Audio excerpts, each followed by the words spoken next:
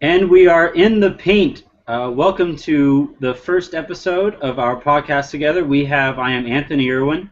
We have Court Zirk with us, and we have Lee Golden. This is, like I said, the very first episode of our Rant Sports Roundtable podcast that we'll be doing together at least weekly. Court Zirk, you're in the Denver area. Give us something about yourself. I am a beleaguered and hopeless Nuggets fan, experiencing a lot of pain as we speak. That's about it. That's all I think about. That encompasses all my thoughts and everything right now. So It almost fits. You're in that dark room. You look comfortable. You got your I'm comfort wearing my hoodie on. shirt too. Denver sports are just in such a dark place. It's just a And then metaphor. we also have Lee Golden here with us. He's from the Chicago area. Go ahead and talk about yourself for a second, Lee. Yeah, I'm from Chicago, but as weird as it may sound, I am a Miami Heat fan. I'm a big fan of Dwayne Wade. He is from the area, so I guess that kind of goes hand in hand. But I'm not very liked here when I express my my love for the Miami team. It's they're in a weird spot right now too, right? I mean, fortunately, Hassan Whiteside kind of saved their season, but we'll talk about them later in the podcast, I believe. Mm-hmm. So the first little tidbit that we're going to get to in our news and notes are two ailing power forwards. They're both centerpieces to their franchise. They both went down recently, and the same situation with both of them. We don't know quite how long they're both going to be out. Blake Griffin, they announced today he's going to need surgery on his elbow for a staph infection, and it's a shooting elbow too. And he's been shooting a lot better this season. And then also Anthony Davis, the entire league took a deep breath when they saw him go down. That was a wicked fall. Which of those two players, Court, do you think will be missed the most? Yeah. Well, by the way, so is it true that Blake Griffin's staph infection is the result of his shooting sleeves? That's the stupidest thing I've ever heard. I hadn't heard the shooting sleeve, but I have heard he's had that elbow drained repeatedly, and I can't imagine. I mean, when you wear that shooting sleeve, I don't think it lets you sweat properly, right? So if that did cause it, say goodbye to shooting sleeves. Yeah, I saw some banter on Twitter about that. So who knows? But I have to say that of the two, I mean, both of them are devastating losses. But you got to go with AD. I mean, to me, he deserves MVP consideration. I mean, you saw what happened to them the other night after he left. They got demolished. I mean, he's just everything to that franchise. He's to me, he's the top 3 player in the league. I mean, without him, they're toast. Lee, what would you say between Anthony Davis and Blake Griffin? Which team do you think will take the larger tumble? Well, I'll go ahead and play devil's advocate, and I'll say that Blake Griffin's injury will be more devastating to the team. I do understand that Anthony Davis is the vital player that basically he helps everything click. He is the man on that team. But with Blake Griffin, just watching his game and watching how it's elevated, watching how his jump shot improved, and that pick and roll is going to be useless now with Chris Paul, as we saw today versus the Thunder. But you're not a Spencer Hawes fan? Yeah. yeah, Spence is Hey, if you like buns, right? Pony buns or whatever on top of the yeah, Spence. He's a character. He's a character. We'll just leave it at that.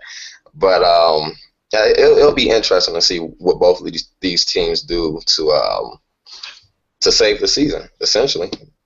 Yeah, I would say. I mean, the thing with the Davis injury is that team was struggling kind of in and of itself, right? I mean, at least the Clippers were in the playoffs when as Griffin goes down. The Pelicans, they're struggling to stay afloat in this Western Conference. I don't think they stick it out much longer than this week. The longer he goes out, the further they tumble. But Sorry, I was just, I did hear that it was only contusion and it's potentially it's fairly insignificant, right? I don't think he misses much more time than a couple games. He probably comes back after the All-Star break. It helps that he's from Mars. That definitely helps. Yeah.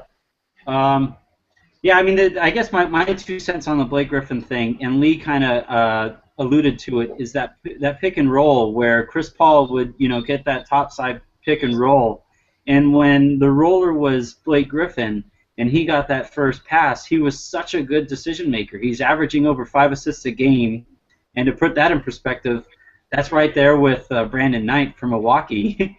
They're averaging roughly the same amount of assists, and I mean, Spencer Hawes played is about as good as he's going to play, and they got blown out by Oklahoma City today.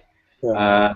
We'll come back to them later in the podcast, but if I were a Clipper fan, that's going to be tough to move on from. The next little tidbit that we're going to get to is George Karl's whole situation with Sacramento. Adrian Wojnarowski has been on top of the story, saying that he is, the top candidate that their ownership and their GM wants. He makes a lot of sense, from just a name standpoint. That it's been a fiasco since they fired Mike Malone. Really, this whole season for Sacramento. If I were DeMarcus Cousins, there's no way I'd want to. I'm looking around. Why would I stay here? Court, you, like we said earlier, you're from the Denver area. You could give us unique perspective on George Karl. Why do you think DeMarcus Cousins is hesitant to play for him? That's interesting. First, I think I'd say that from George Karl's perspective, I think if I had the option between taking a job in Sacramento or the other job that's come open this last week in Orlando, first of all, I'm taking the Orlando job, and I'm running it. I think they have more talent. They're younger. He'll have more power within the organization, which I know for a fact that he appreciates and desires. Orlando's nicer than Sacramento. Yeah, well, I've never been, so I can't speak to that. But I do know that George Karl has in the past he's had difficulty dealing with egos, really, right? Back in the late 2000s, some of those Nuggets teams that had J.R. Smith and had Carmelo Anthony, Kenyon Martin, he was pretty open and honest about the struggles he had with that team, and just controlling the egos and keeping everyone on the same page. And he was actually pretty honest also about his enjoyment of how much he enjoyed coaching the 2012 team that had virtually no superstars, right? Mm-hmm.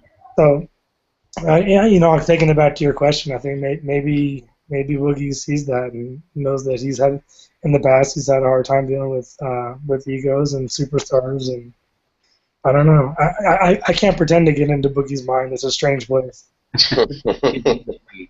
I think part of it too, Lee. You can touch on this as well. Playing style is a big thing, right? I mean, George Karl is a run and gun coach. Those Denver teams, when George Karl was coaching, I mean, the second night of a back-to-back up there was it was an automatic schedule loss because he liked to go and go and go and go. Mm-hmm. If I'm Boogie, he doesn't have the body type, I don't think, to play in that system. What do you think about that? I wouldn't necessarily say that he would be opposed to something like that. But it is a weird style. George Karl does have a weird style, but at the same time, he is sixth among coaches in NBA wins with over 1,100. So it's not detrimental in every facet, I should say. But if I'm the Kings manager, I would give it a shot. It's a trial and error. You guys already are on a decline as far as the season's going, and unless you want to be part of the NBA lottery, which you're going to be part of the NBA lottery, but unless you want to improve your odds, then you might as well just give it a shot. We're about to head into the All-Star break. Your playoff hopes are pretty slim, but it wouldn't hurt. That's what I'm saying. I just think it wouldn't hurt. I would give it a shot. I'd also add, in terms of playing style, going back to your question, Anthony, if you look back at those Nuggets teams of the last 10, 15 years, I mean, they don't have anyone like Cousins, right? I mean, looking at their big men, you have guys like I mentioned, Kenyon Martin, Marcus Camby. Right? These are guys who are more prone to get out and run on the break and clean up finish lobs and stuff like that. Exactly. Well, and also I would like to ask you a question, since we're on a topic of playing styles. Would you say that Sacramento has a style right now?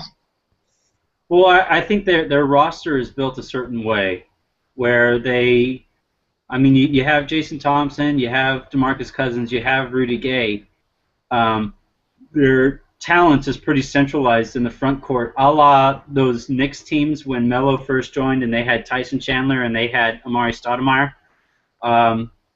If I was looking at an actual style, if I was a coach trying to figure out an actual style, I would go with, I would look at how the Knicks were successful for that extremely brief stretch and try to find something, along those lines. But yeah, I mean, Jason Thompson, he's a really good, he's actually an underrated rim protector, and he's a decent athlete. And Boogie Cousins, again, another decent athlete. Their playing style right now is, it should be, go through Boogie, make sure he gets his touches, and then whatever's left for Rudy Gay, awesome. You know what's ironic in this whole thing is if you actually put Brian Shaw on the Sacramento Kings, I'm thinking about this right now, he's actually much more in line, his coaching style is much more in line with the talent that they have than he has on the Nuggets right now. Mm-hmm. Right, and we know what would happen if we put Karl back on the Nuggets, because he put the same team to 57 wins 2 years ago, right?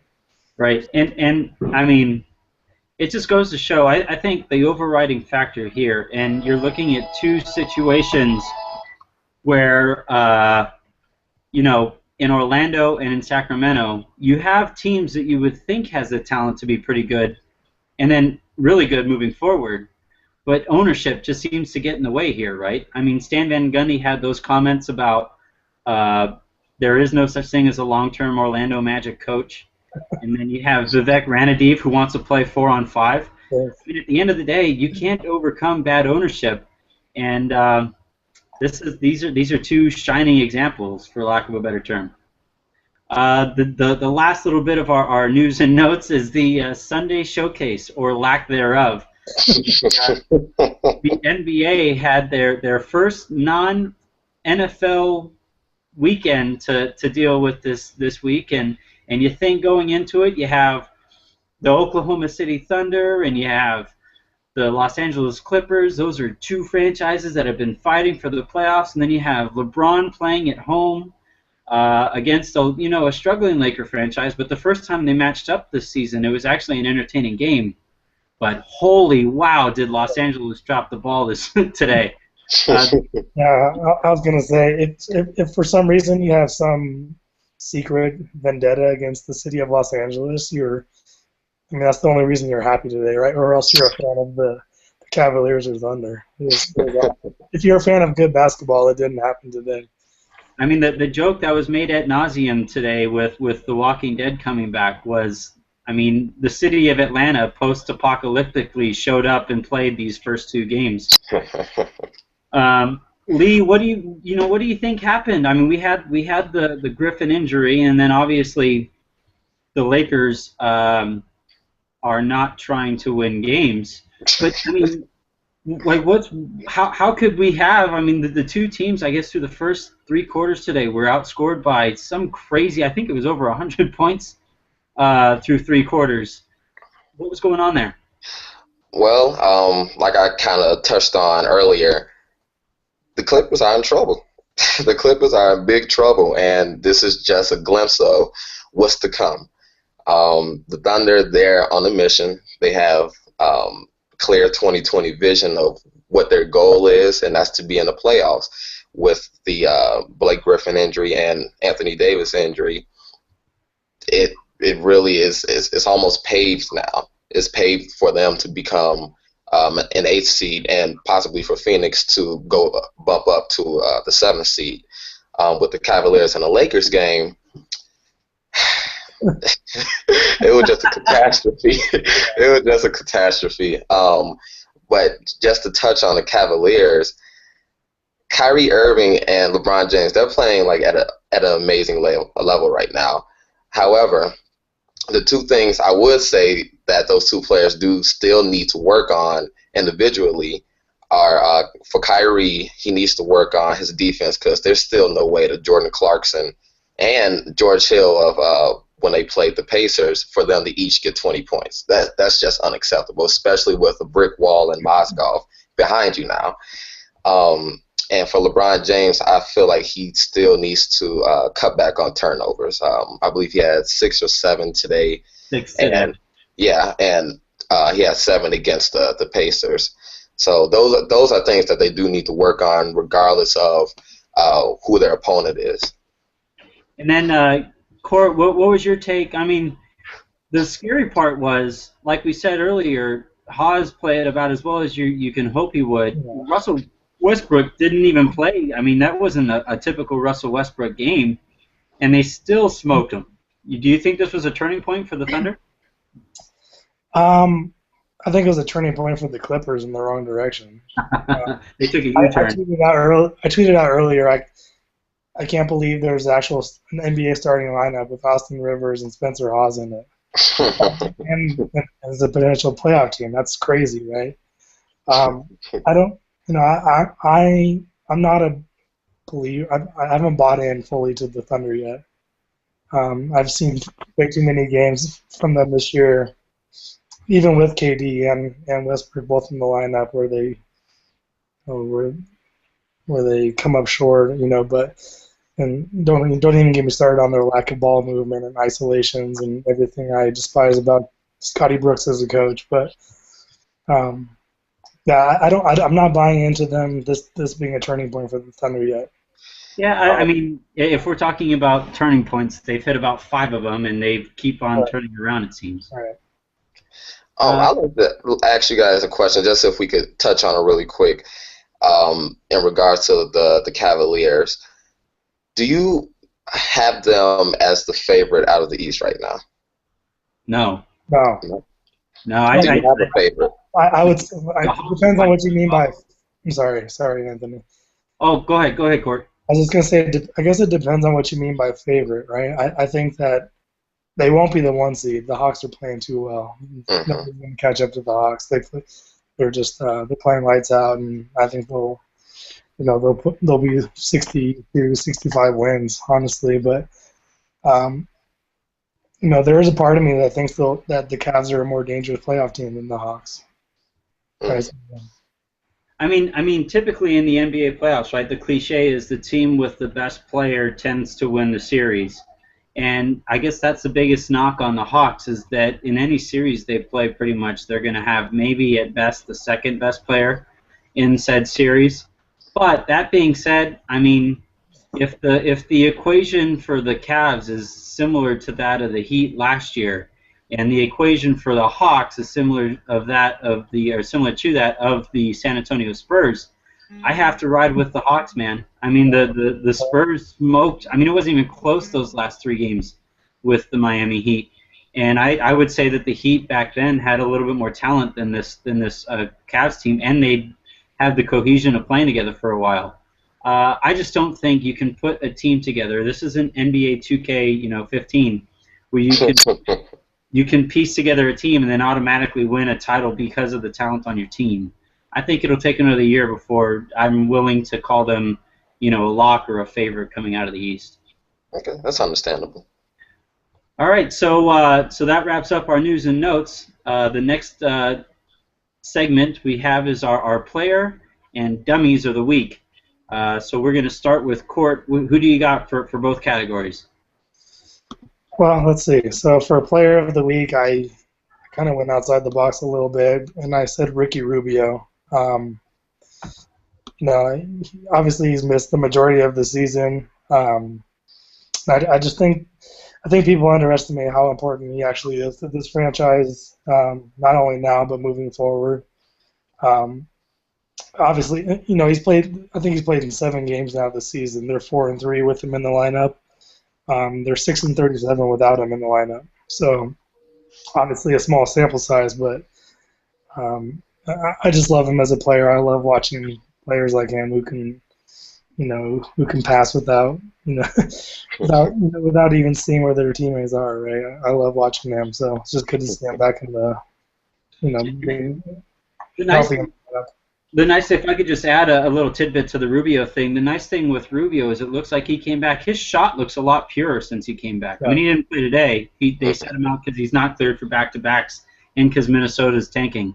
But I think, that first game, his shot just looked a lot better. I mean, the weird thing with Rubio is that when he wasn't shooting well, he didn't have, like when I watch Rondo shoot, all right, that makes sense. He sucks at shooting. When I see other shots out there, all right, I get it. I get why they can't shoot.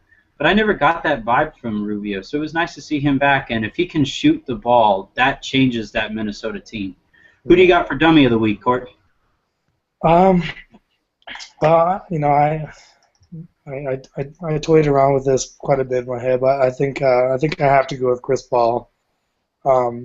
Just for his comments earlier about the female referee. I don't even, I'm not even on the bandwagon of, considering that a sexist remark. I just think it was stupid. Anytime you really demean someone, that make someone feel, underneath you. I just think that's stupid, and it was unnecessary to even say. So. I mean, Lee, you can touch on this too. My thing was. I watched the game, and as I was watching, I actually tweeted, I feel weird about the things I can and cannot say about this refereeing, because it wasn't good. If you give out, I believe it was 5 technical fouls in that third quarter. At some point, you have to listen to the players. If they're complaining, now it's the Clippers. They whine a lot. Mm-hmm. And, but at some point, you do have to take into consideration, why are these guys so angry? Mm-hmm. And I thought, to some extent, they lost control of the game there. Now, where I completely agree with Court and Lee, I believe you feel the same way. But when Chris Paul singles out a referee, whether it's for being a rookie or if we believe the worst in people for being female, that's where he's going to get himself into trouble. And the whole, you don't belong, all that stuff, I don't believe he meant it that way, and I think it was blown out of proportion just a little bit. But as an athlete that's being watched regularly like that, you cannot put yourself in that situation. What are your thoughts on that, Lee? I know you wanted to touch on this. Yeah, I basically agree with both of you. The comments were overanalyzed and kind of beat dead, but somewhat for good reason. Just like Court said, you don't have to attack just one referee. You don't single out one referee. In Chris Paul's case, I would just generalize it and simply say, I got frustrated, and the referees, we just didn't see eye to eye. You just make it a very general comment, as you would with each of your other interviews. But to single her out, I don't think it was sexist at all. It had no type of, I don't think it fit that critique at all. And we see referees criticized. Well, we've seen it before, especially in the NFL, in the period of replacement refs, and when we got the original refs back. It always happens, and it never was blown over proportion, just like like this situation was. So, yeah, just like it happened a few days ago, and I don't think it'll be a big problem. But Chris Paul deserves the dummy of the week for that, for sure. I would have to agree. All right, Lee, who are your player and dummy of the week? My player of the week, I have to go with no-brainer, Russell Westbrook, averaging 34 points, 9 assists, 9 boards, and he's shooting over 50% in that span.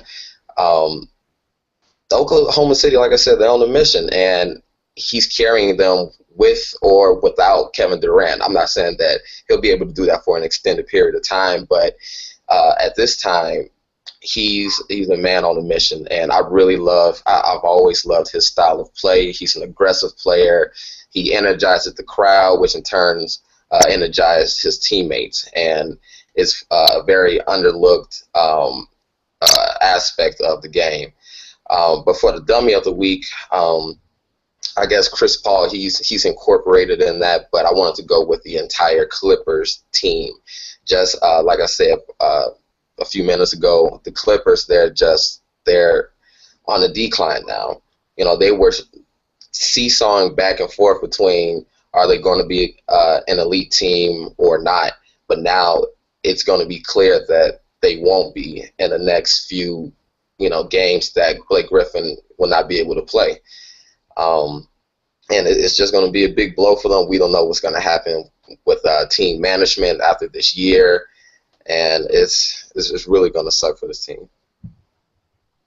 I would say that the one thing with the Clippers that's the most disappointing was that throughout the year, I've been covering them here for a while now this season, and the one thing that always frustrated me the most was that if they lost a game that they really shouldn't have lost, it was just kind of, well, whatever, Mm-hmm. And the issue with doing that or pacing yourself like that is if you have a devastating injury like they just happen to have here with Blake Griffin, then what? If they could, if they were a few spots higher and took those games that they lost a little bit more seriously, they might have a little bit of a safety net for in case, or right now when Blake Griffin misses time. They aren't going to have that now. Mm-hmm. What do you think about the Clippers as a whole, Court? I mean, we might talk about them a little bit more, and we've talked about them a lot already. But is there a more disappointing team, do you think, in the NBA right now? Well, it depends. I mean, there was a lot of people who in the preseason had them anointed as, potential championship contenders.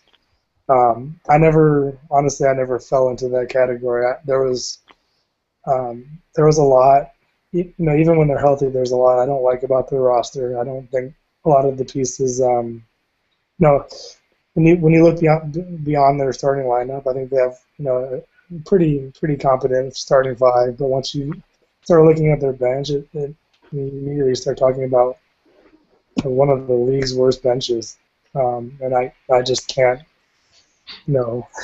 Obviously in the playoffs the bench is shortened, but you have to have more than Jamal Crawford coming off your bench to. Well, Coach's son is going to help too, right? You would think. Who's going to help?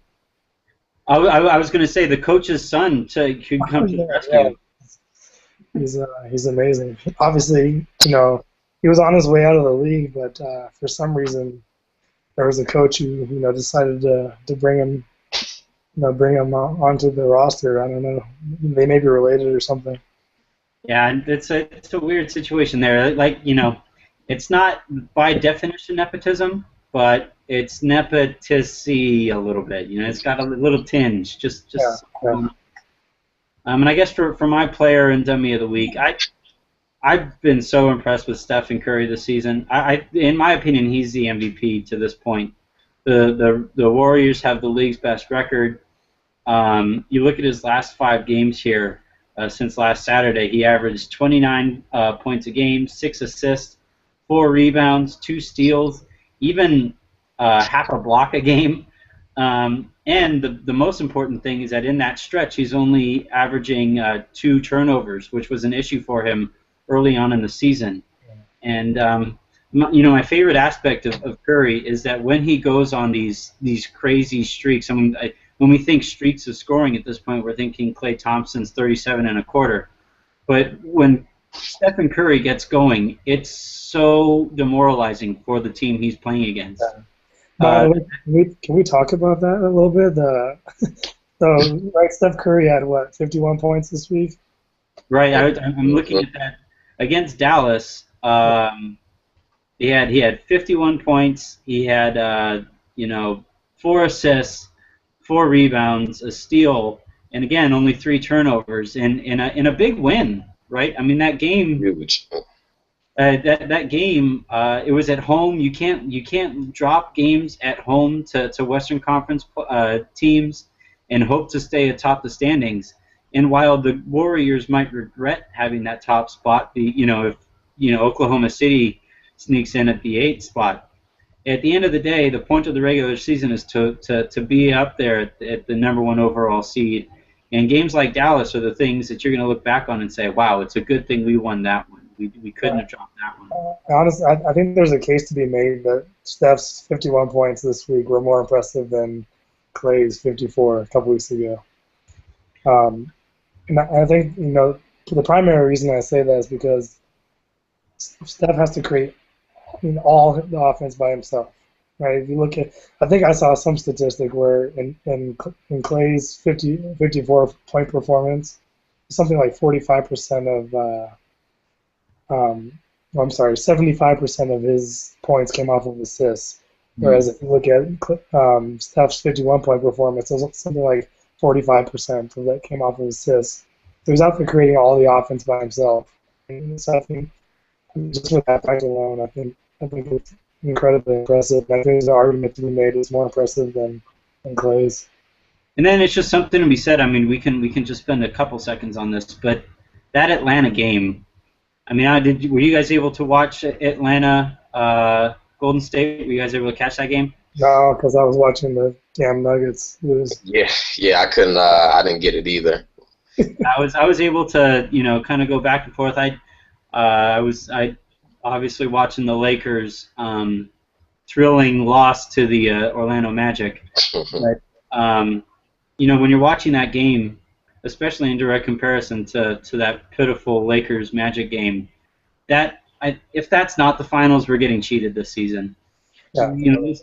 Those two teams are so much fun to watch go against each other. The ball moves at a zillion miles an hour. Both teams can just, if they're playing in Atlanta, they can make shots from Golden State. If they're playing in Golden State, they can make shots from Atlanta. It's a lot of fun to watch those two teams play. Or spacing. It'll be the Space Bowl. What's that? We can call it the Space Bowl for all the spacing. Right. No, I like Atlanta, and I would like to see them in the NBA Finals, but it's something. It's nothing personal against them. It's nothing that I could logically state that would not put them in that position. But it's a gut feeling. It's really just a gut feeling that I don't think they'll win. That they'll get past that hump in the NBA Finals. I mean, in the playoffs, just simply because I know they space the floor well. They move the ball well. They play like a team well. They have unselfish players. It's perfect basketball. But I'm curious in the playoffs when the game slows down and buckets are more rare. I'm just curious to see who's going to be that guy where the coach says, here, just go out there and give me a bucket. Jeff Teague, Paul Millsap, and Al Horford would be my ideal candidates for something like that, but I have to see it for myself. Give it to Korver, man. Give it to Korver. He makes it. Well, he'll be like Klay Thompson. He'll get it off the assist. Exactly. And then I guess for my dummy of the week, a lot of people, I don't know, I guess when I was there on Twitter, people were kind of torn about it. But my dummy of the week is the NBA, naming the entire Atlanta Hawks starting five the player of the month when mathematically it just doesn't work out that they're the player of the month. I just don't. I mean, we talk about Korver, but is Korver as successful without Jeff Teague and Al Horford? Right? is Damari Carroll somehow as important as either of those two? Just pick a player, Stop cheating, and I think in this respect, you're kind of opening yourself up to, all right, well, it's hard to figure out who the MVP is this year. We're just going to name the Golden State Warriors the MVP because they obviously won the most games and therefore are more valuable than everybody else in the league. So, I mean, it just I mean, I'm an English major, so I don't know very much about math, but you can't name a plural number of players for a singular award. So for that, NBA, come on, you're better than that. By the way, Lee, I'm surprised you didn't nominate Norris Cole for your dummy of the week. Oh wow, yeah. Norris Cole, he's up there. He is up there. Because there were like 40 seconds left in the game. They were down by 1, right? Yes. When I saw that play, it was cringing, just heartbreaking. I kind of get I'm not going to give a pass to Whiteside, but just because he's the rookie on the team, basically he's not a rookie, but he's the rookie on the team. He's just trying to get his feet wet. Okay, I'll give you a slight pass. But Norris Cole, you are the floor general of the Miami Heat. You've won multiple championships in your few years in Miami. It's distasteful. Like, how do you do something like that? That's basketball 1-on-1. You can't do something like that. But I'm glad you brought it up for so I could be a little more heartbroken. Yeah, sure, I'm glad I can help. Well, I mean, I'm watching that because obviously I'm rooting for the Lakers to lose every single game for the rest of the season, and I'll stand by it, unlike Magic Johnson. And I'm thinking, man, take some notes, Lakers. That was incredible. Yeah, right, if you want to change, that's the way to go. All right, so the next segment we have here, we have Kevin Durant, who has been making a couple headlines with his voice recently. I mean, today in the game, Chris Paul stared him down after crossovering Mitch McGary, which is so Chris Paul. And then after Chris Paul makes that shot, Kevin Durant goes on and says, basically, scoreboard, bruh. And sets him up. I like the Kevin Durant with a voice. The one we're going to talk about here is, look, if you don't think I should be in the All-Star game, you can play me one-on-one for my spot. So my question for you guys is, who do you think could actually beat Kevin Durant one-on-one? Yeah. Give me Anthony Davis. Without crumbling, right? Helping it. The reason I say that is because if you remember the story of Anthony Davis, was he something like 6'1" or 6'2", until he shot up in high school, right? So he started off as a guard, so he's got the ball handling skills. So you can, he's insane in every defensive category, right? So if there's anybody that can stop Kevin Durant, on the defensive end, it's Anthony Davis, and I actually think he has the quicks and the speed to keep up with them. And he's got the mid-range game. I think he can. I think he can do it. I do. All right, Lee, if you're still there. If not, I'll take over. Actually, I'll just take over. I don't think anybody could beat Kevin Durant one-on-one. The dude was put on earth to score a basketball, and he's long enough to defend basically anybody. You're talking about a 7-footer who handles the ball like a point guard. Poor Matt Barnes today. In the first quarter, Matt Barnes was playing his butt off, really, defensively, and Kevin Durant was just killing him. Mid-post shots, Dirk fadeaways off of 1 foot. The dude can shoot from Illinois to make a shot in Oklahoma City. I just don't think there's any way you can contend him one-on-one. So in that respect, I would say there's a good chance Kevin Durant will hold on to his All-Star spot if it comes down to it. But that is something we need in the All-Star game, is some kind of, the slam dunk contest at this point is a joke. Get rid of it. Give me a one-on-one tournament where you see these guys and they play to 5, and you just get all eight of the top scorers, however we want to figure it out. But that would be must-watch television. What are your thoughts on that, Court? Oh, all right, Lee, you're back. Who's your guy? Who's your guy who's going to beat Durant in one-on-one? Well, of course, I have to go with King James. Of course, he's just to me, he still is the best player on the planet. He is not the same player he was last year, but I still feel like he could easily, physically dominate Kevin Durant. In a post, he's improved his jump shot over the years.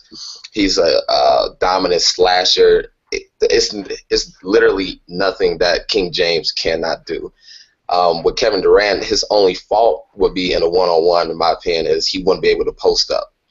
I feel like that's very key in one-on-one play, whether it's one-on-one, just in a backyard, or even if you have isolation in an exhibition game. It's just one thing that Kevin Durant needs to work on, but you can't work on it if you don't put on any weight. So that's one of his flaws, and that's why I think that LeBron James would beat KD in a one-on-one. Yeah, I mean, it's hard to fault any of you guys, but man, I touched on it earlier. A one-on-one tournament in the All-Star game instead of the slam dunk contest, or really, I mean, aside from the three-point contest, I guess that one's going to be fun this year. But the skills challenge and the slam dunk, get rid of it. Celebrity All-Star game, that can go. I don't need to see bad basketball players just because they have big names. I want to see Russell Westbrook and Kevin Durant battle for whose team it really is. If we're talking pay-per-view, right? If we're talking pay-per-view, that's right up there with Pacquiao Mayweather, in my opinion. Yeah, we might see some blood in that one. I mean, did you guys see the Westbrook not get dap from Jeremy Lamb? Of course. Bomani Jones from Highly Questionable on ESPN made the point. Look, if he's willing to fight over not getting dap, he's willing to kill somebody to make sure he. I get he's passionate and just calm down, bro. Calm down. Yeah, you do need a switch for that intensity. You can't have it off the court with your teammates. But like he reminds me, like, to me, Russell Westbrook is that screamo band that's always angry even though they've made a bunch of money, right? Like, wow, guys, like you made it. Congrats. It's a love song, right? It's a love song. Calm down. Yeah. Right. All right, and then so we're gonna get into our buy or sell segment here.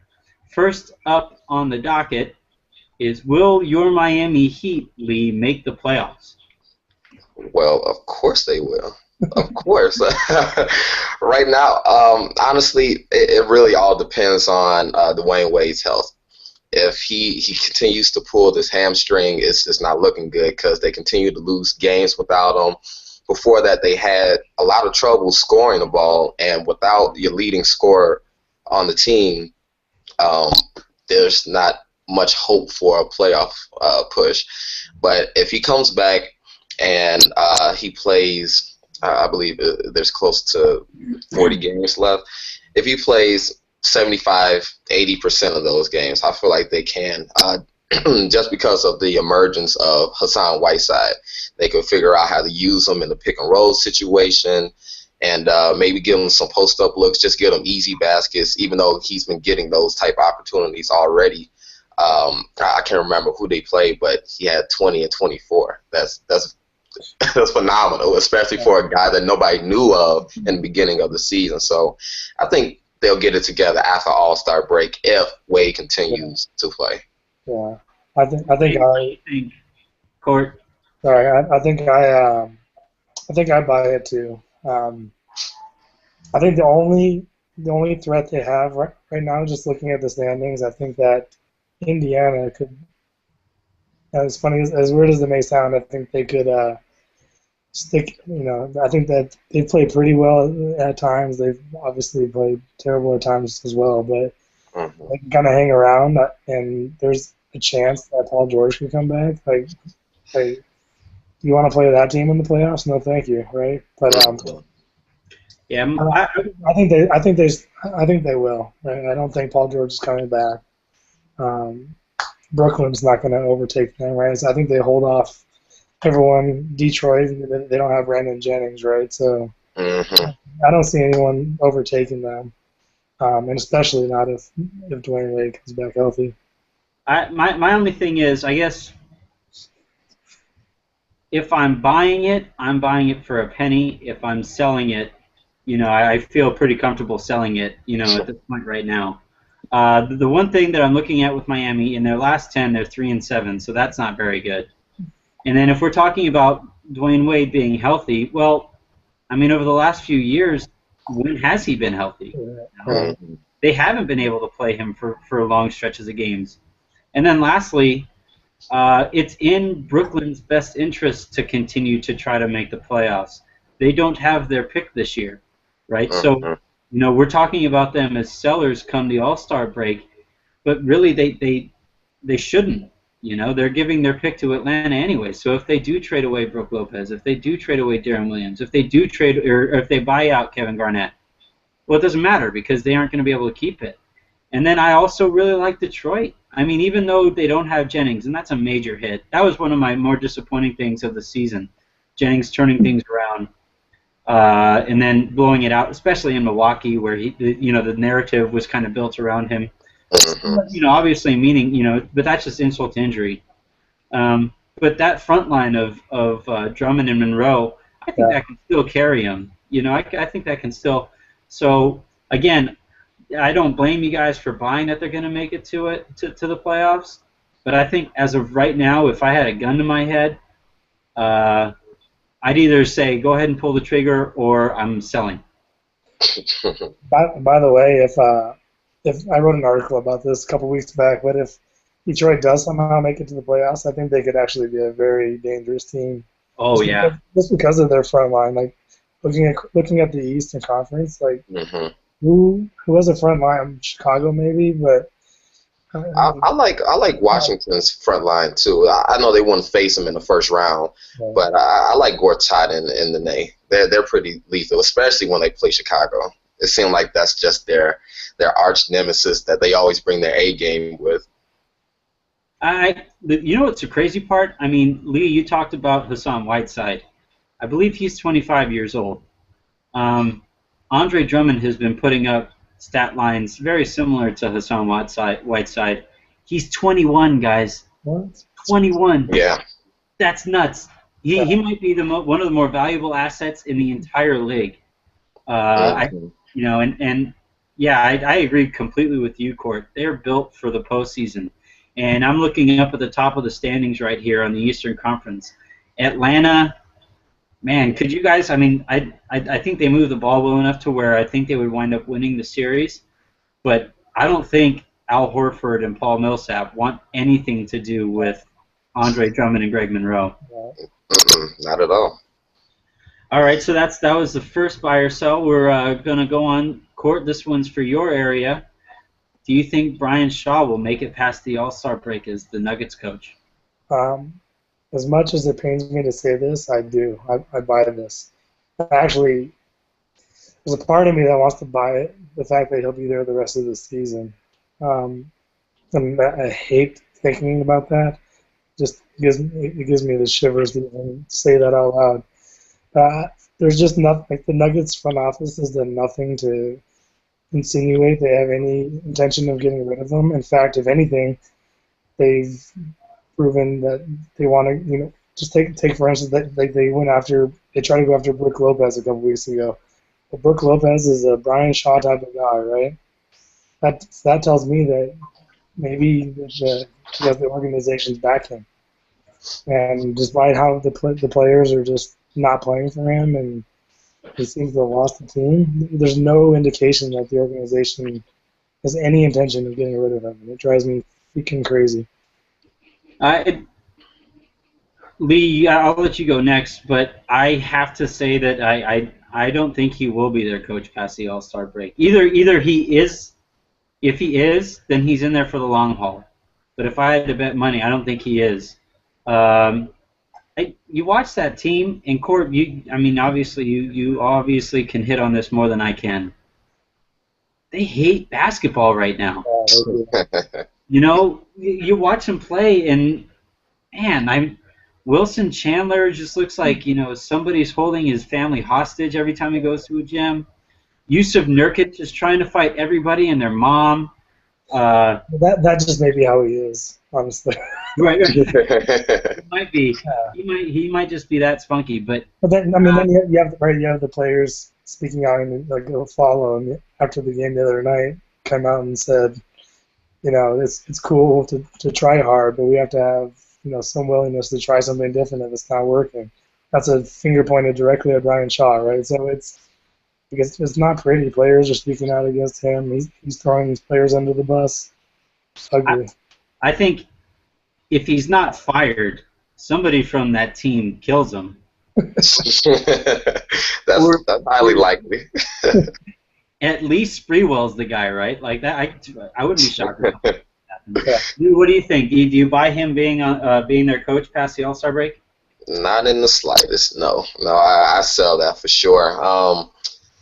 But Denver, as Court knows best, it's a weird team. Like, they have no identity, but they have some decent talent. Like, I love Ty Lawson. Ty Lawson is one of those pit bull type of Kyle Lowry type of player. So he could flourish in a system, but they have no identity. Yeah, he'd look good in Miami, wouldn't he? Tell me about it. Don't make me dream. But yeah, like they're a solid rebounding team. They do a lot of good things, but they just have no type of flow. They have no flow at all. And I was listening to I was watching the NBA on TNT, and Kenny the Jet Smith, he made a really good point saying that they can't switch their style of play either with the rotation they have. Like, for an example, if you have the San Antonio Spurs, they can go with a Tony Parker and then Manu, Kawhi, and like Twin Towers with Splitter and Duncan, just to have that rebounding presence. Or they could bring, Diaw off the bench and, put him into the lineup so they could switch their style of play. But the Nuggets don't have that luxury. They have a lot of players that do the same things. But like Aflalo and Chandler, I think those are like two of the same players. And for that matter, Gallo, right? He plays the same position as Chandler, and I mean, it's like part of it has to do with building a team around George Karl's philosophy, right? We're just keep rotating people, and we're just going to keep running. Mm-hmm. And, I don't think Brian Shaw's a very good coach. I don't think there's a such thing as a former Laker being a good coach. But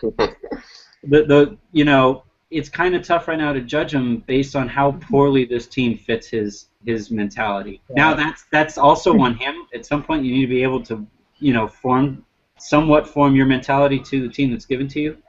But they're a mess, and I don't think Brian Shaw's going to be there much longer. I hope not. I hope you're right. I do. I've actually interviewed. Like, I've talked to the guy one-on-one. He's actually a very personable, nice guy. Like, he's actually hard not to like, but he's just not who we need right now. It just doesn't work. Right. All right. The next little. We'll get to these two. Actually, just really briefly, we already talked about Kevin Garnett. We'll just hit on this for a couple minutes here. I don't think he will be traded or moved for the reasons I mentioned earlier. I think he will finish the year because they're trying to win. Now, if they think they can win, kind of waiving Kevin Garnett is the same as waiving Josh Smith, then that's one thing, and they might get better without him, addition by subtraction. But they don't need to get worse. It doesn't help them to get worse. What do you think? What do you guys think? Briefly, will he or will he not be on the Brooklyn Nets moving forward? I don't think that he will be. I think he'll be bought out. I really do. There's two other teams in mind that I think will really flourish. Well, not flourish, but that he'll benefit if he was on that team. One being the Golden State Warriors, and the second one being now, especially the Los Angeles Clippers. The Clippers, especially just because, obviously Blake Griffin just went down. He gets to reunite with Doc Rivers. Those two, you've seen what they can do in Boston. He's not the same player, obviously, but I really like his chances in Los Angeles versus Brooklyn. And with the Golden State Warriors, David Lee and Andrew Bogut, just like Kevin Garnett, are very injury prone. So having those three tied in a rotation, it might be beneficial for them too. What do you think, Kurt? I don't think there's a chance in hell that he's on that team much longer. My guess is he's probably on the phone with Doc Rivers, like trying to plot out a way to, I don't know if it's exchanging rubles on whatever Russian currency to give to the Nets to get him out of that deal. I think he's trying to figure out how to do that. I think he wants another shot at a title, and I think probably the Clippers make most sense for many of the same reasons that Lee said. I could see Golden State making some sense, but especially now that Blake Griffin's out, I think that'll happen somehow. Now, do you guys think he's even a helpful piece at this point? I mean, he's Kevin Garnett. He's a huge name, and obviously he's one of the greatest power forwards the game has ever or will ever see. I just don't know how much he has left in the tank. And if you're the Clippers, can he save your season? And like the Warriors make a little bit more sense because they don't need as much from him. But I don't think he turns the Clippers around. I don't think he turns them around, but he's not Spencer Hawes. Good point. That's a fair point. There's that. I don't think he's a shell of the player he once was, right? He's still a fiery and intense guy, right? I think he's a good locker room guy. Brings some leadership to the table. I think he still has some defense left in him. I think he could help out, but he's definitely not the answer.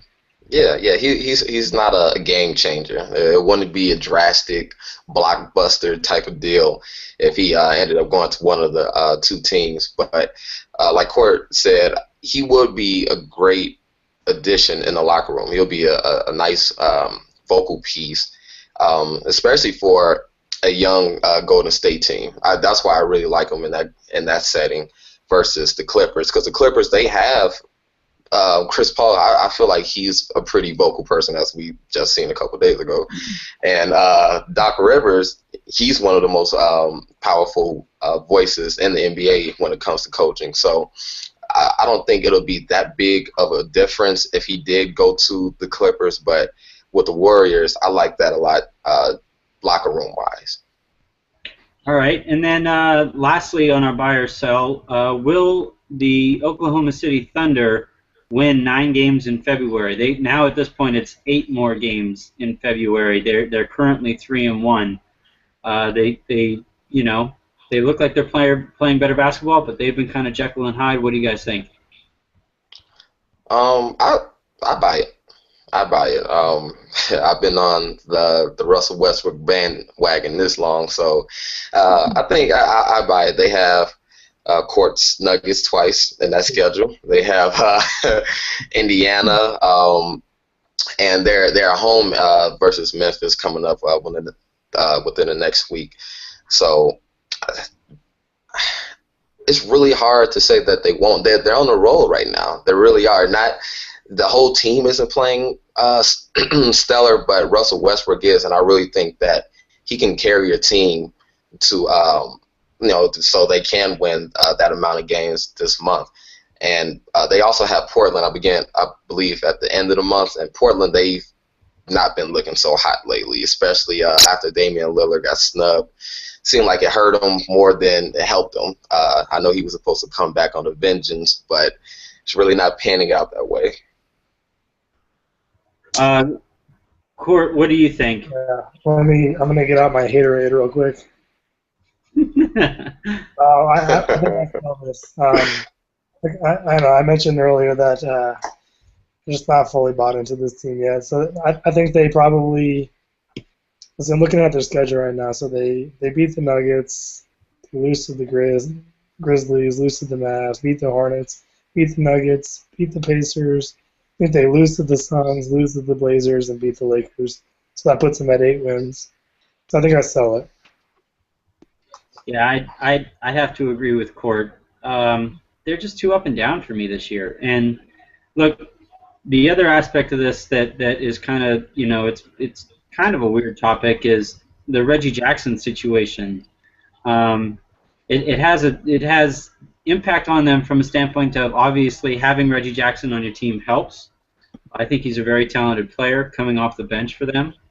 But I also think if he's traded, which I think is a likelihood, you guys can hit on that as well. But if he's traded, if I'm Kevin Durant and if I'm Russell Westbrook, and I'm saying, wait a sec, you guys are again going to move a piece that could help us win a title, and we only have Westbrook has another year after this on his contract, or maybe 2. I think he has 2 years after this on his contract, and Durant only has the 1. If I'm those guys, I say, whoa, I could be a free agent, and it looks like at every turn here, I actually wrote about this, at every single turn here, you've gone the cheap way out, and you traded away James Harden. You didn't make moves, other trade deadlines. You've had Kendrick Perkins on your team forever. You re-signed Nick Collison for $4 million a year. Right. Yeah. If I'm those guys, I say, what are you guys really trying to do here? Are you guys trying to win a title, or are you just trying to line your pockets with the money that we're making for you? If they trade Reggie Jackson, I see this team going into the tank, and I see Russell Westbrook and Kevin Durant piecing out as soon as they can. Court, what do you think about Reggie Jackson staying on the roster past the trade deadline? Past the trade deadline, yeah. I think they have to move him. I mean, there's no benefit to keeping him around. I think he's a redundant piece with Dion Waiters now. He's taken a position on the bench behind Waiters, right? So he's redundant. His contract, I think this is the last year of his contract, right? So he's walking after this year. I think they'll try to get something for him. I actually think that Aaron Aflalo makes a lot of sense in Oklahoma City. No, we're getting Reggie Jackson. We're giving him Jordan Hill. I like the Court. I didn't think it was in return for Reggie Jackson, but. Lee, what do you think? Oh, sorry. Go ahead, Court. I like Reggie Jackson as a player. I don't think he's the kind of the potential star that everyone thought he could be, but I think he's a good scorer and he could have a place on a good team. Yeah, I agree. I think that he'll be gone before the the trade deadline. Reggie, he's an attractive piece. Especially coming off the bench. I'm not sure about the starting role right now. Even hypothetically, I guess the only team that I can see him starting for is your Lakers. Maybe a few other teams I can't think off the top of my head, but you can start for the Nuggets if they give you Ty Lawson. I don't know. I don't know about that one. Start for your Heat? Well, yeah, actually, that is one team because Ty Lawson goes to the Heat. We get Reggie Jackson.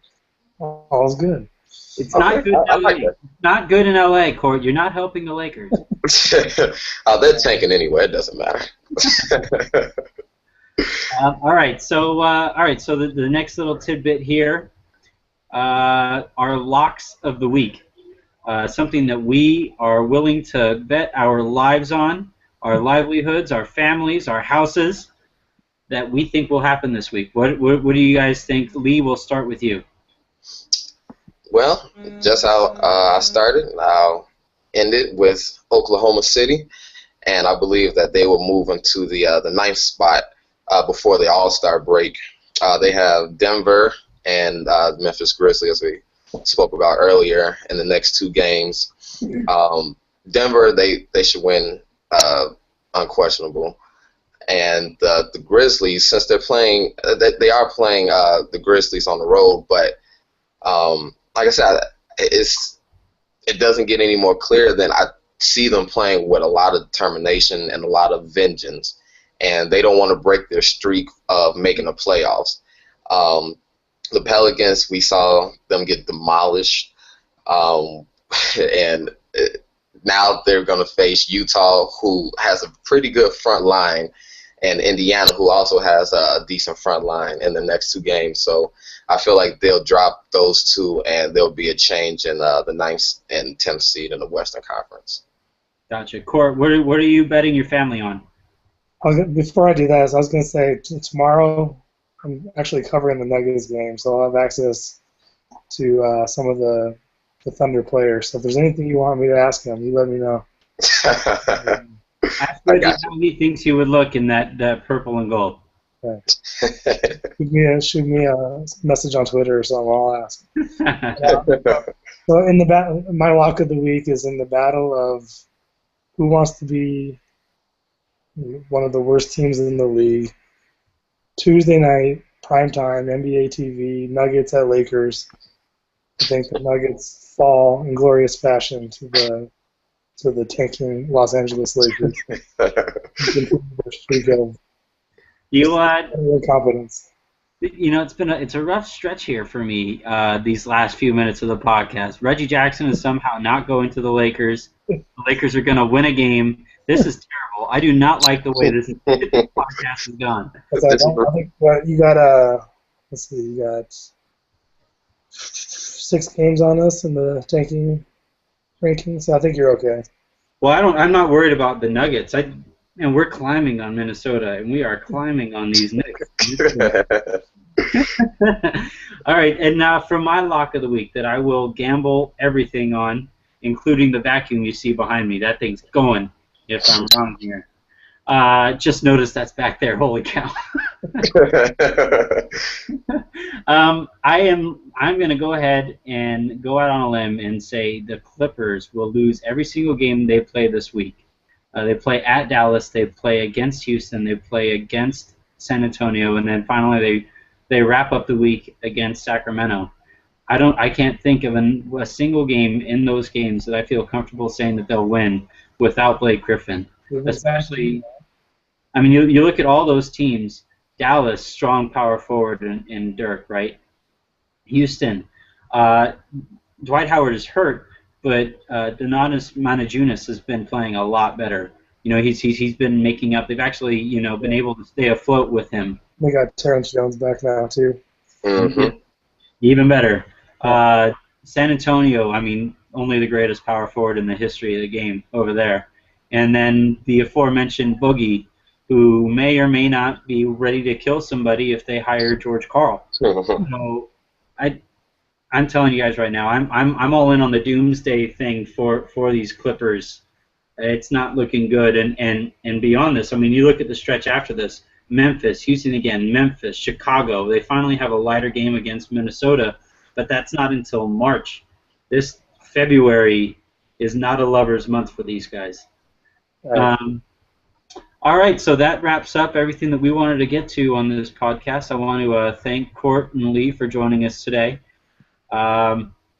We look forward to, we will send out links to this video and then a schedule for the next oncoming podcast. Thanks, guys. Thank you. Have a good one. Have a good one.